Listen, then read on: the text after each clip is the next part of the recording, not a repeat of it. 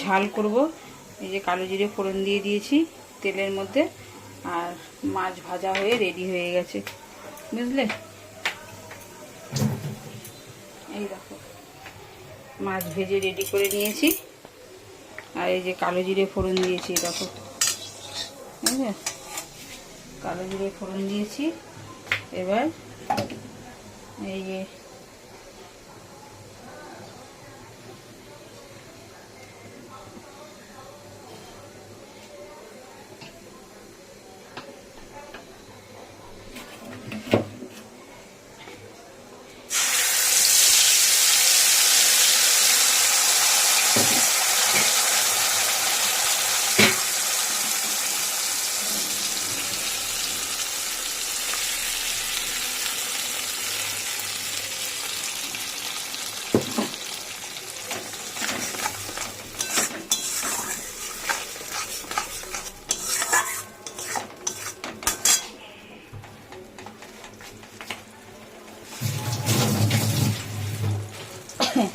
আর এই যে ধনে পাতা দেবো, ধনে পাতা দিয়ে করব।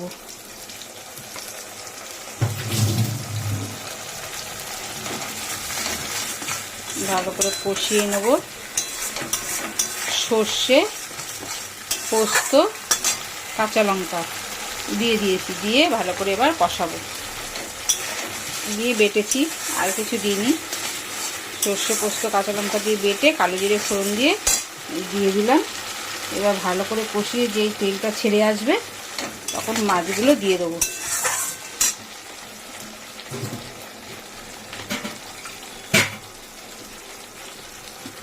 এইটা জারটা ধুয়ে একটু জল দিয়ে দিলাম।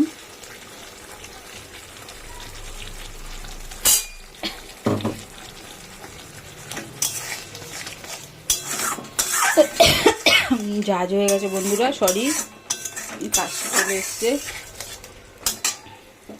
একটু ঝাঁজ হয়ে গেছে বলে। তা চলো এটা কষিয়ে নিয়ে তারপর তোমাদের কাছে ফেরত আসছি, ঠিক আছে। দেখো এবার এই যে মাছগুলো দিয়ে দিলাম।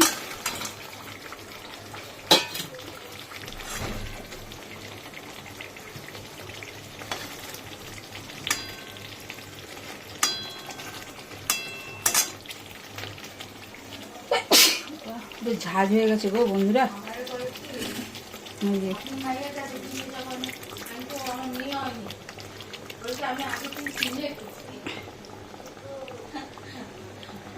জল দিয়ে দিলাম।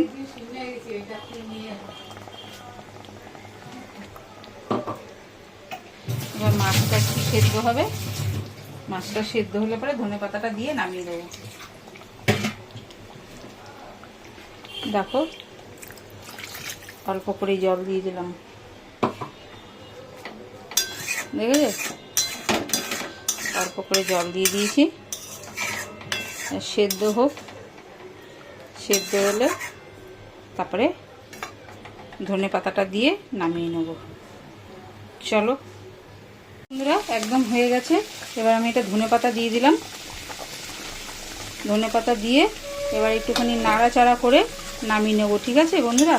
এই ধনে পাতা দিয়ে দিয়েছি, দিয়ে এবার একটুখানি নাড়বো, নেড়ে তারপরে নামিয়ে নেব। ধনে পাতা দেওয়া হয়ে গেছে, এবার এটাকে নামিয়ে নিই, একদম রেডি খাওয়ার জন্য, ঠিক আছে। চলো এটা ঢেলে নিই, ঢেলে নিয়ে এই যে এটার মধ্যে ঢালবো।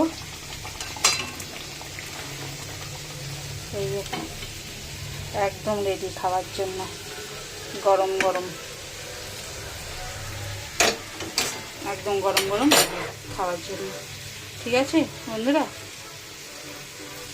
কীরকম লাগলো আমাকে, তোমরা তো করে খাও, তাও আমি করলাম, কীরকম হয়েছে একটু কমেন্ট করে জানিও, ঠিক আছে। চলো টাটা।